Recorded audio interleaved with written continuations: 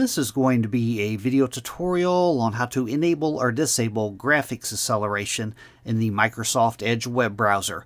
I will be using a desktop PC for this. Let me jump over to my browser here. I have the Microsoft Edge web browser opened up now.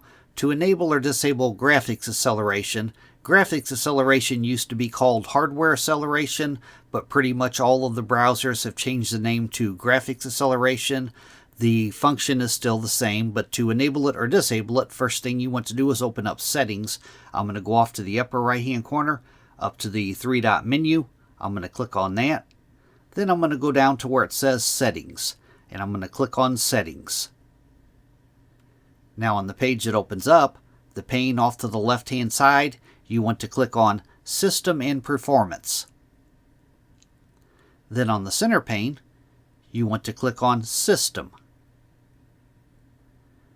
And right in here, use graphics acceleration when available. By default, it's probably toggled on, as you see mine's toggled on, but to disable it, you would just toggle it off. And to enable it, you would toggle it back on.